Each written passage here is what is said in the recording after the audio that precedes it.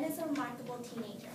At age 14, he enjoys playing sports, playing video games, riding his bikes, and skating, similar to many other teenagers.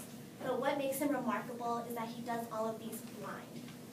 Ben was born in Riverside, California on January 26, 1992.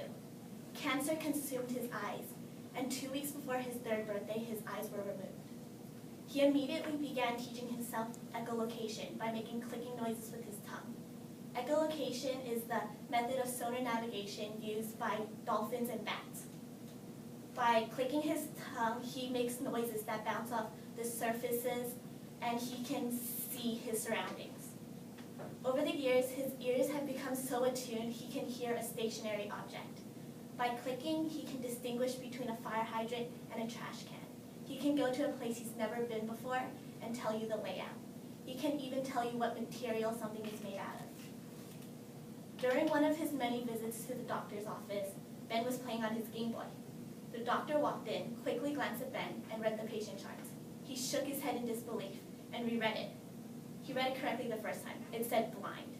He was so amazed, and he encouraged Ben and his mom to consider talking to some of his other patients.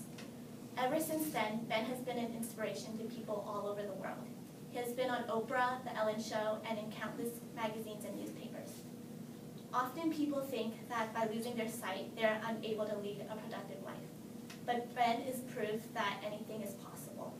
He never allowed his blindness to hold him back.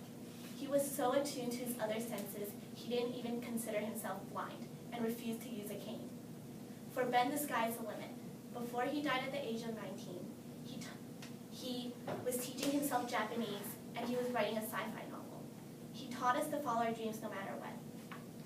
He always said, "That's what's wrong with sighted people. You all look at one another and you judge what you look like." Ben may have died in his teens, but his maturity is beyond his years. Others may resent being blind, but Ben used it to inspire people. Living without sight didn't restrict him. Instead, it allowed him to look deeper into people than just the surface. Ben lost his fight to cancer 4 years ago. And although his life was cut too short, today we celebrate his life and his many accomplishments. We remember how he used every single moment of his life to inspire others. We remember him for his passion to teach us to be better human beings towards one another. We remember his positive attitude, his independence, and his perseverance. We remember the boy who saw without eyes.